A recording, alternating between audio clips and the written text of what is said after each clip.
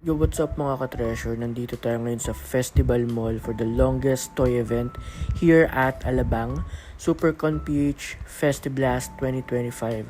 Punta na natin kung anong meron. Let's G!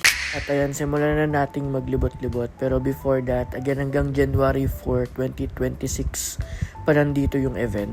So may ilang araw pa kayo to visit their stores and booths and check some collectibles.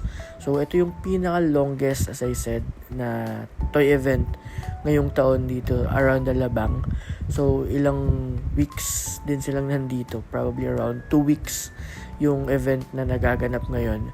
And as you can see, napakaraming toy collectibles dito and some other items kayong makukuha. So hindi lang yan limited with toys.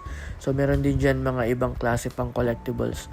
So you just need to roam around, ikot-ikot kayo dyan, tanong-tanong kayo dyan.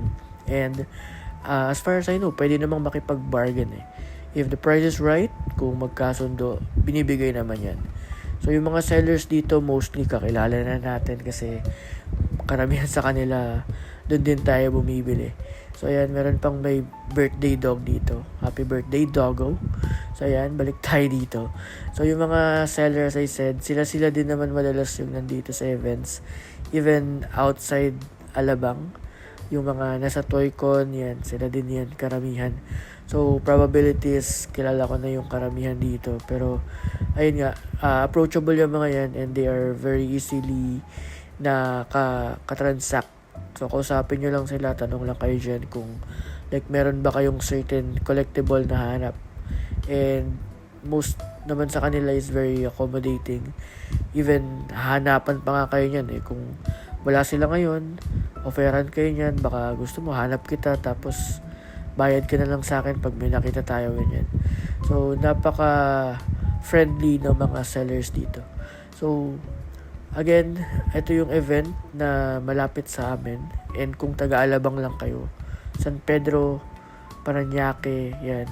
So, napakasulit ng event na to kung toy collector ka or you just have some extra money, you want to buy something for yourself, something nice, like healing your inner child. So, nandito yan. So, visit nyo na lang sila para personally nyo makita kung ano yung mga meron and available. Yan, si Kuya, Suki yan. So, lagi tayo dyan madalas nakakabili ng collectibles. But anyway, so enjoy the rest of the video. Tignan nyo na lang kung ano pang meron. Meron din sila nga palang mga statues and mga like malalaking figures. Yan. So, pwede nyo yung i-check and offeran nyo na lang. Malay nyo, makuha nyo in a very, very, very low price, diba? So, ayun lang. Enjoy the rest of the video. Happy holidays, mga ka-treasure.